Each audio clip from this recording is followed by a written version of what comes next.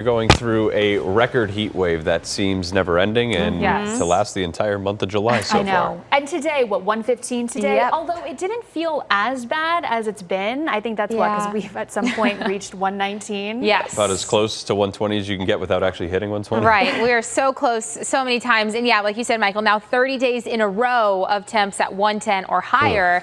And so I think we're ready for a little bit of a change, Ready right? for August. Just gotta be better than this. Yes. I hope so. Tracking a little bit of a cool down, so we'll look at that in our 7-day, and that could be some welcoming news for us, especially after this heat wave has continued for so long. There's that high today, tied the record back in 2020. Again, these temps are running about 10 degrees warmer than normal, and this is also the 17th day this year with temperatures at 115 or higher. The record was 14 of those days.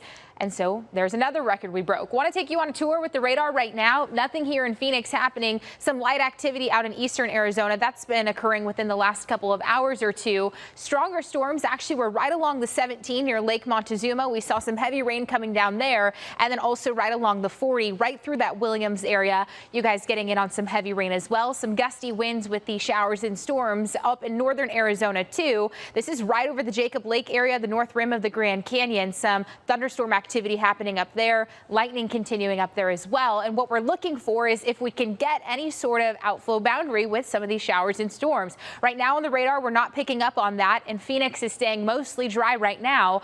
But by this time tomorrow afternoon, we could be looking at a better chance for some rain finally here in the Phoenix area. So I want to walk you through our futurecast model. This is the rest of the night tonight. It looks like the activity will stay pretty much surrounding the Phoenix area. Maybe could get a couple of cells up just to the north of us. Again, this is just one model, so it's not exact, but it's giving us an idea of what we can expect. Fast forward into tomorrow afternoon, the early afternoon hours, that activity picks up again, once again in eastern and northern, down south as well. But by the late evening into the nighttime hours, it looks like it will spread right through that Phoenix area, all the way far west as well into Lake Havasu. And so this is why we have a first alert for tomorrow. We're kind of changing over from the heat since this excessive heat warning ends actually tonight. This has been in effect for weeks now.